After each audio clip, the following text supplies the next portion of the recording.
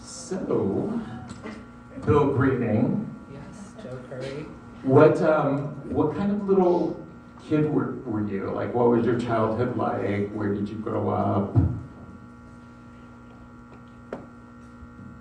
Very traumatic childhood, mostly. I grew up in the city of Orange, in Orange County, so California native, just like Barbie. Yeah, I didn't move too far. I live in Long Beach right now, about 30 minutes from the OC. But yeah, when I was a little kid, I had Malibu Barbie and that whole gang with the sunset, and lots of fun memories playing Barbie in the backyard and putting them in the Barbie dream pool, and then they'd end up in the real pool. So I'm sure that chlorine probably damaged already that brittle hair Malibu Barbie had. But yeah, I mean, when I was up to a certain age, for me, like, Barbies were okay. I think as I got a little older, I stopped getting Barbies as gifts, but my cousin Cindy always had Barbies, so I was always very happy to play Barbie with her. And Fashion Photo PJ was my favorite Barbie in her collection. Your cousin had hand-me-down ones too, right? So you got to play with some vintage dolls and then...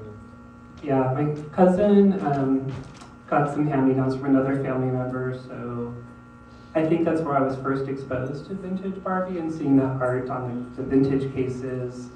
I remember she had Sophisticated Lady in some of those fashions, so it was kind of fun mixing the eras together, but it possibly could be where my love of vintage Barbie came from, like handling those classic, Mattel pieces. And did you sew for them? Were you into drawing? Were you into other creative things? Like, did you do things that in any way kind of foreshadowed that one day you would design for Barbie, or just typical kid stuff? I'd probably say typical kid stuff. Like, even though like my cousin had, the A-frame yellow dream house, and clearly that was like a big deal to have that plastic house. We still used the Barbie cases to make studio apartments, so we were always kind of crafty with our Barbies. We always kind of did like a negotiation when we played Barbies, like we'd lay all the clothes out, all the dolls out, everybody would get a chance to pick. I don't know, and we always created these really funny storylines, because at the time when I was growing up, like Bionic Woman was on television and Charlie's Angels, so our Barbies were always getting kidnapped or falling in quicksand. But what I liked about those characters, like in Linda Carter, Wonder Woman was on, and I think I saw through pop culture that you could still be, I don't know, quote unquote, like beautiful, but still empowering and kick-ass. Like those women were very strong and smart and beautiful. And I kind of just imagined Barbie like that growing up. You said that for a while you got them as gifts, and then obviously at a later point you started collecting. So was there a period where like Barbie wasn't in your life, or did you kind of go straight from playing with her into collecting her, or was there like a break in between? Yeah, there was a little bit of a gap. Surprisingly, I think my mom was a little like, what are the neighbors going to say as I entered like out of kindergarten into elementary school. My dad was always very supportive of dolls. He was the one that would always buy me dolls. So I know that sometimes you hear an opposite story. I don't know, but any toy I had to have the girl action figure. I had to have Princess Leia. I had to have, if I got Amigo Batman, I had to have Batgirl. So I think there was some doll workarounds as a kid. But like I said, my cousin always had Barbies. The neighborhood girls always had Barbies, so they come down to my house, play Star Wars. I go to their house, play Barbies. So there was kind of always Barbie in my life. And then when I was 16, I think that's when I started collecting Barbie. I was working, I had my own paycheck. I'm like, I'm gonna buy Barbie.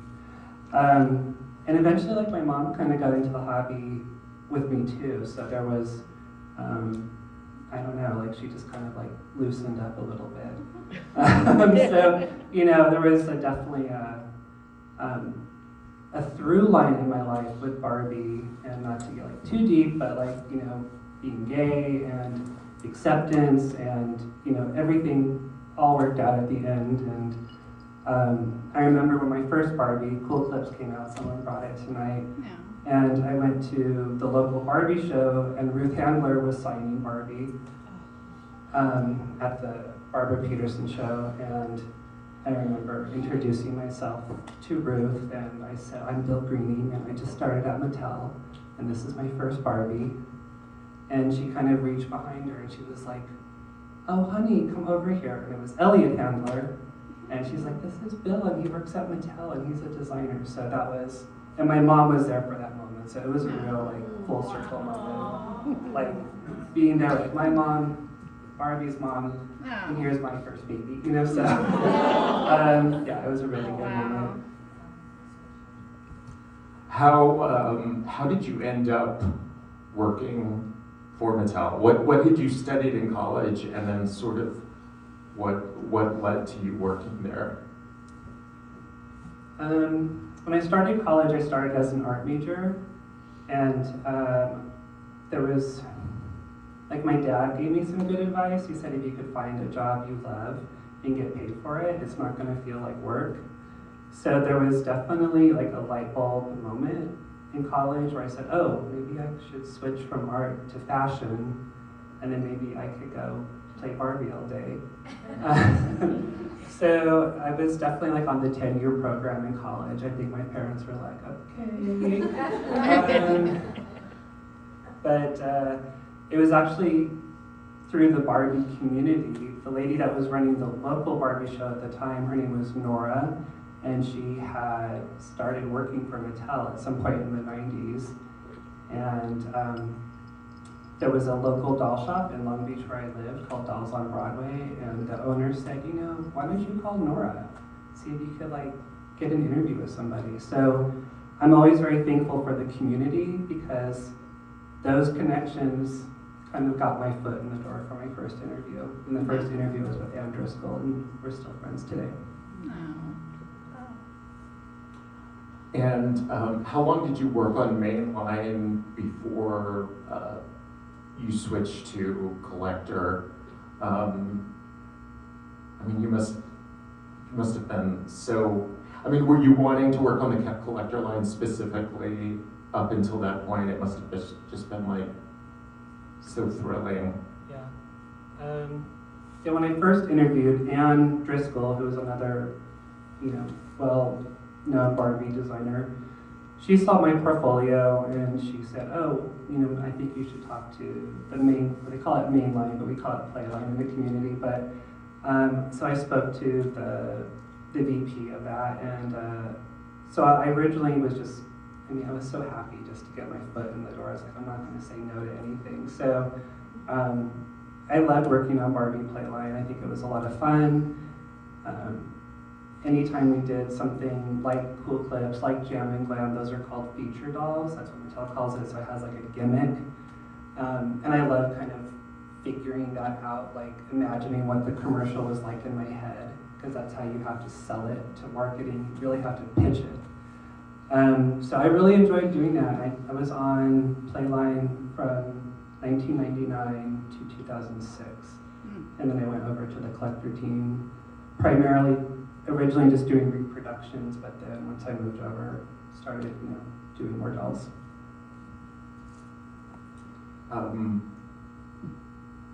What was the toughest vintage reproduction development, you know, project that you can remember that was the hardest to get through, and why?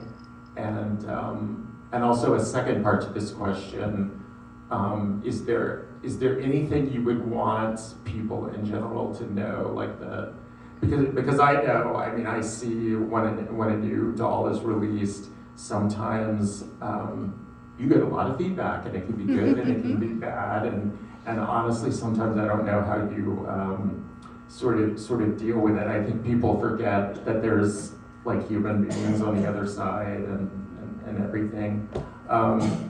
But is there anything that you would want people to kind of know or keep in mind when a new doll comes out and it's, I don't know, that you would want them to know about the process and why things can't always be 100% like what they envision in their mind or what they expect?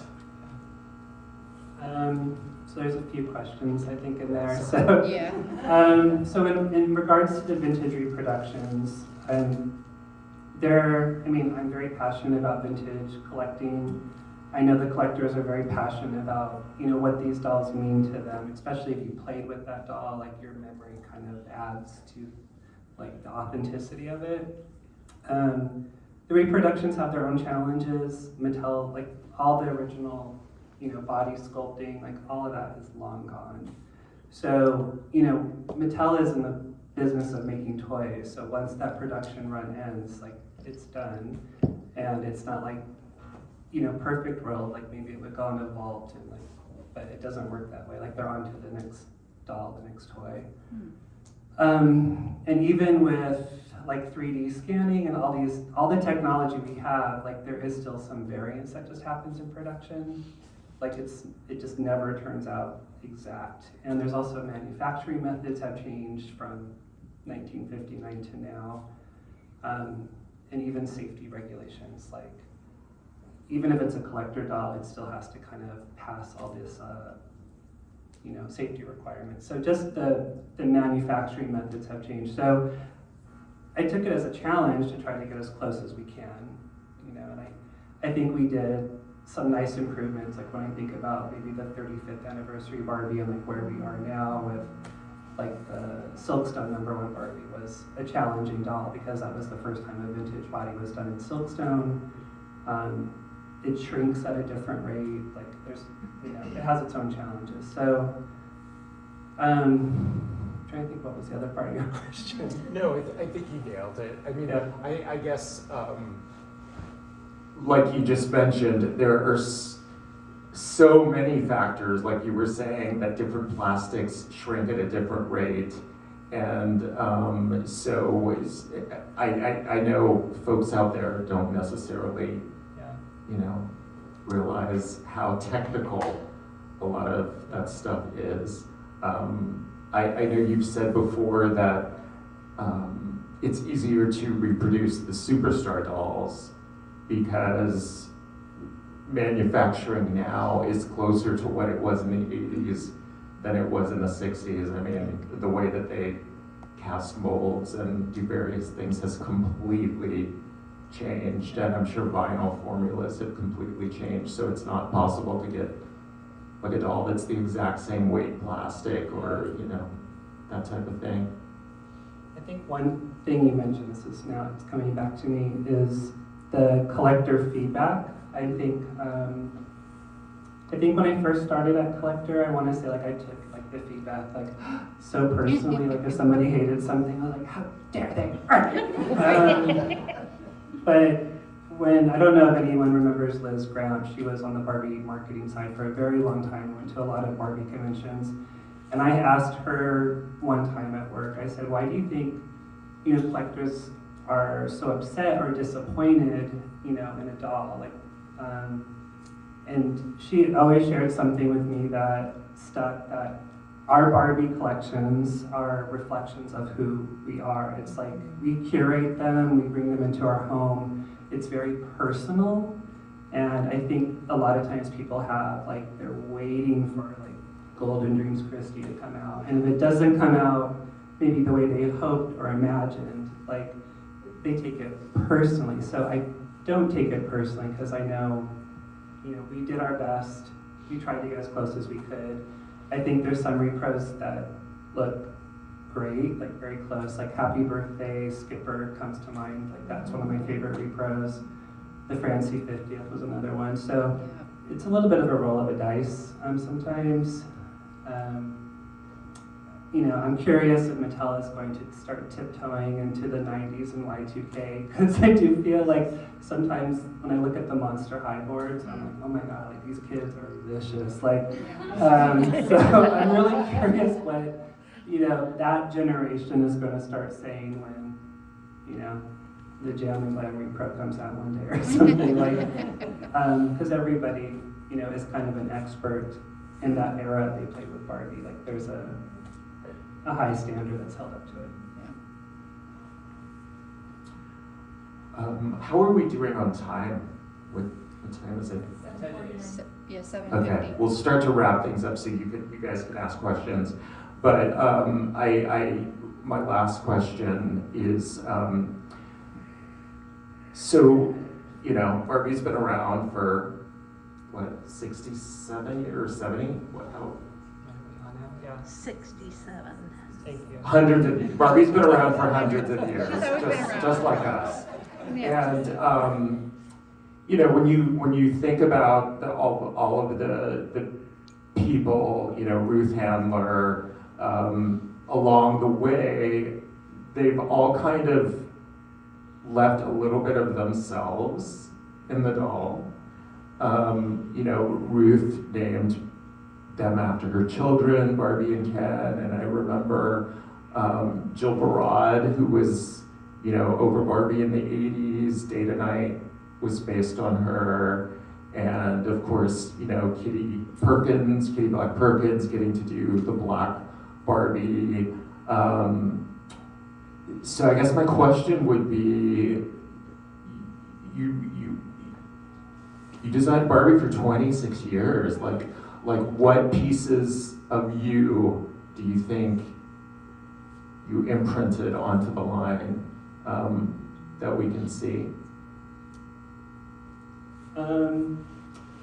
There's no greater compliment when a collector or just anyone comes up and says, that Barbie made my childhood, or that Barbie got me into collecting. Like Barbie Basics, when that first came out, I've heard from many people, like, that's the doll that got them back into collecting, got them to start collecting. I was talking to someone here tonight, about Princess and the Pauper, that was, I don't know what it is about those Barbie DVD princess movies, but there is people are fanatical, and I have on my Instagram page, I just started saving up Princess and the Pauper. There's cosplay and people are doing fan art, and there's orchestras doing music from the movie, so it's that kind of stuff that okay, I've left Barbie better maybe than I found it.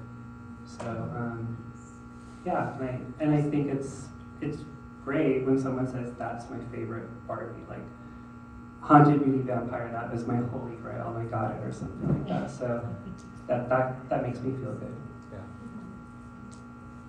I would say I'm gonna as somebody that, because I know you, I would say you definitely brought an emphasis on pop culture that I think was really needed, because I've been doing this long enough that I remember the 90s and when they first started producing a lot of collector dolls. And I don't want to say anything bad about that period, but it was, I think Mattel didn't really know what to do with Barbie. I hate to say it, I'll say it, because I know you can't say anything disparaging about Mattel, but it was almost sometimes the people working on Barbie didn't really understand what Barbie was or what she meant to collectors, or how to connect with collectors. And I think when you got moved to the collector line, I don't know, just first of all, you brought 80s into it. You did the Dynasty dolls, you did Debbie Harry, you did, Cyndi Lauper and the ladies of the 80s. You did lots of superhero dolls, which I know you love comic books and superheroes. So, and I think with Barbie Basics, that was one of the first collector dolls for, you were supposed to take her out of the box, you were supposed to redress her and pretend like she was a model, and so you just brought more of an understanding of what it's like to be a collector, whereas I think a lot of people at Mattel, we were just alien to them, they didn't know. So thank you for that, and thank you for making Becky finally. Oh, You yeah. know, Becky was in Yes. purgatory for 30 or 40 years until you came along, and I just think you were the first person, and you might be the last person that really gets that kind of stuff. And so I think you did have a really huge impact on the collector line and making it more like accessible and pop and fun and yeah, that's what I have to say. Thanks, Jen. Yeah. Thank you, Sure. Joe. Yes. You want to do questions from the audience? Yeah. So we'll see if we can hear you, and if we can, I'll do the Phil Donahue thing, and I'll run out there with the microphone. So who would like to ask a question? Yes, Bailey. First of all, been a Barbie fan since I was a very small child. Loved Barbie so much. Fell out, obviously, as we got older into our teens and young adult ages, but thanks to my best friend, I was able to get back into it. My question is, in the last 26 years, what was your biggest design challenges when dealing with budget cuts with the Playline dolls? I mean, I'm pretty grateful that when I was working on Barbie Playline, like we had some money to put into those dolls. You know, when I look at Cool Clips or Jam and Glam, I want to say that probably because the Playline marketplace was so competitive. Like when I had started, like Bratz had not come out yet, and then I think when the competition kind of dialed it up, I think Mattel, you know, started throwing some money at the product.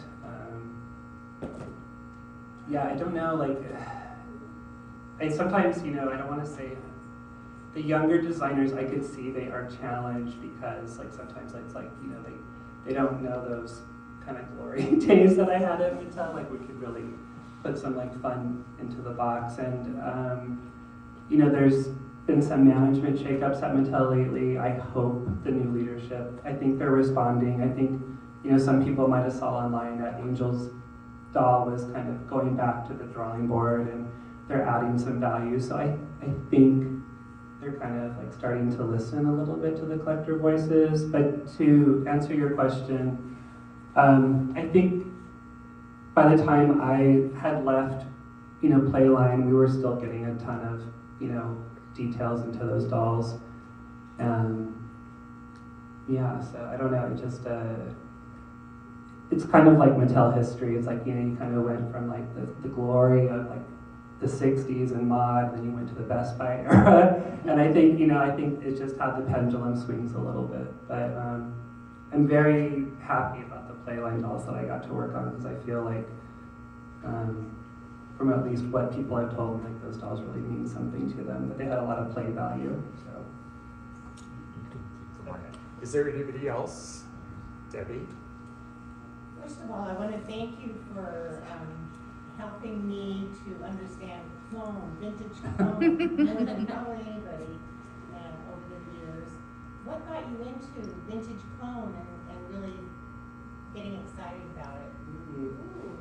You know, Debbie's like my clone buddy. I think I find it interesting. I mean, obviously Mattel does not want people knocking off their product. Right. But I do find it interesting sometimes where it's just, it's so close, like it's almost like, it's mimicking, it's like a form of flattery, I don't know. And I think as collectors, like I've been in the hobby a long time, and I think, you know, just like not everybody, but a lot of people, the clones were something in the dollar bin when I first started collecting. I was like, clone, like who cares? Like I didn't even look at it. And I think there's something in the hobby about, there's always something new to discover when you're collecting Barbie or dolls, like maybe something you passed on the first time, and suddenly it's like new and fresh now. I mean, I'm kind of going through that with Clone. I'm all into the glamour group and all those weird variations where Mattel was using up scrap fabric. So all those things I just didn't look at the first time around. And now it's like I could see it with fresh eyes. So that's kind of how I got into it. Thank you. You helped me. You helped me, Debbie. Enabler.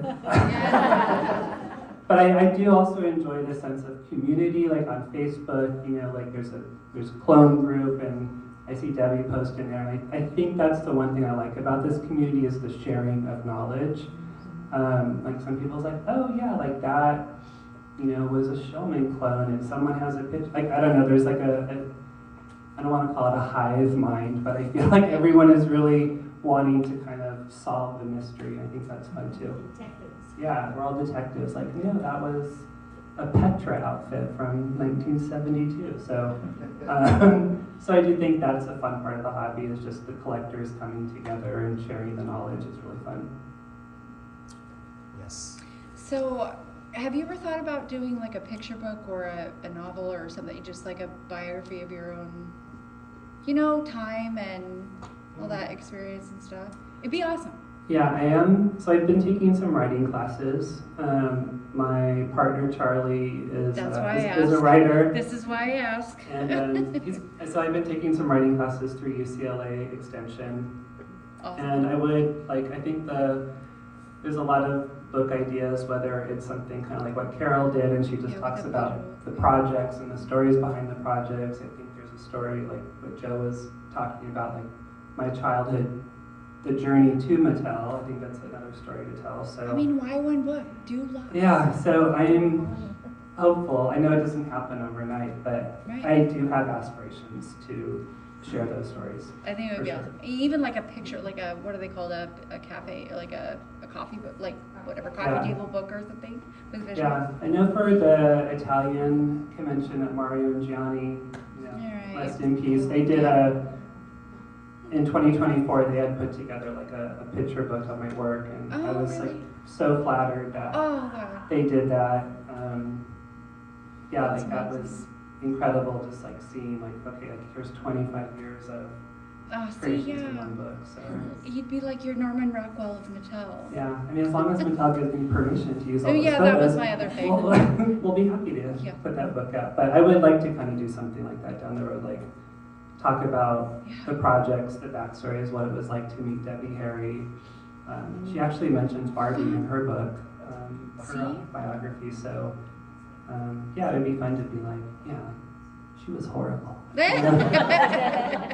no, she was great. Awesome. We have one more in the back. I'm curious, were there any doll designs that like actually like made it out onto the main line, like the collectors that like you had a very hard time trying to like edit it or just like, you know, I don't know. I don't know if you ever had like a problem like designing something and you're like, this doesn't look right or like this just doesn't feel correct. Like, was there any dolls that you felt like that? Yeah, I mean, there's the design process. Yes, I mean, sometimes it's like you design something and it may not, I don't know, like as designers, you have to, there's a lot of voices at Mattel that have to approve it. So even after you design it, show it, you have to be open to critique. And I think that's, like for the younger designers, like I think that sometimes, you know, they have to learn to kind of like have a thick skin and kind of, someone's like, I don't like that in blue, like make it pink, you know, so it's like you just have to like, so yeah, I mean, there's sometimes it's like, the challenge is how do you get this product out and keep it as close to your original vision as possible without sacrificing, you know, hopefully too much of it, you know, if it's so far out of the ballpark cost-wise, like how do you keep the original intention?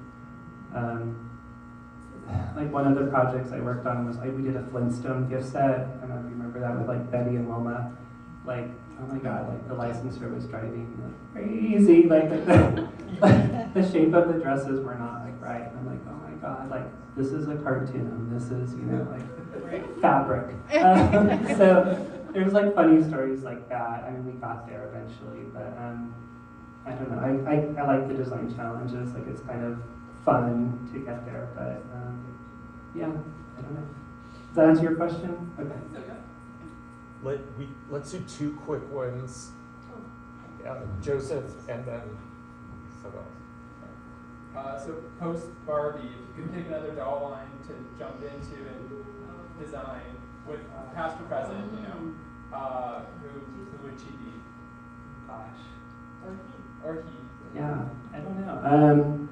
I mean, there's a lot of dolls on the market, like new dolls that I really like. Like, I'm a big fan of the new RGG and BreeGG dolls because they feel so retro. I mean, I love Julian's work, what he does with Lily Laka, and I mean, I love David Buttry and his work with Poppy Parker. So I think there's a lot of, you know, amazing dolls that are out currently that would be fun to work on.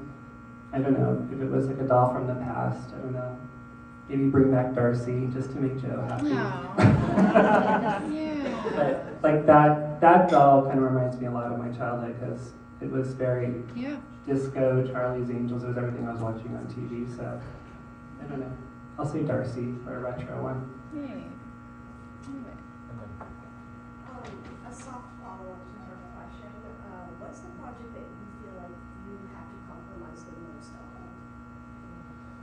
on?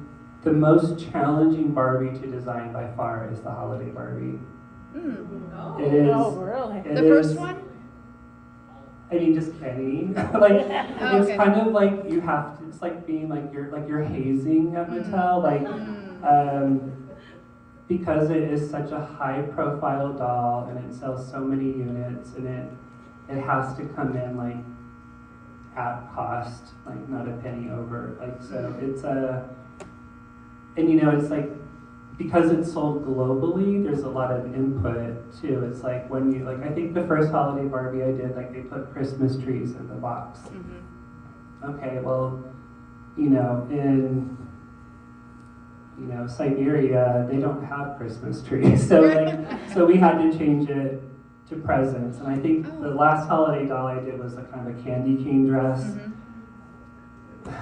Italy, you know, they don't eat candy canes apparently, so it's kind of like there's just a lot of feedback that goes into it, and I mean, I'm very happy how my holiday dolls look, but it's a challenging SKU just because there's so many opinions about it. So those are the toughest. And it's always like, who's going to do it this year? It's turning. Carlisle loves it. I'm like, girl, have it. Like. I wish we had more time, but we need to wrap up, and then I need to actually let the other vendors into the ballroom to start getting ready for tomorrow. So I hope everybody had a good time. And I hope you're happy that you're here and not in Florida. Wow. Another camera's rolling. Oh, right.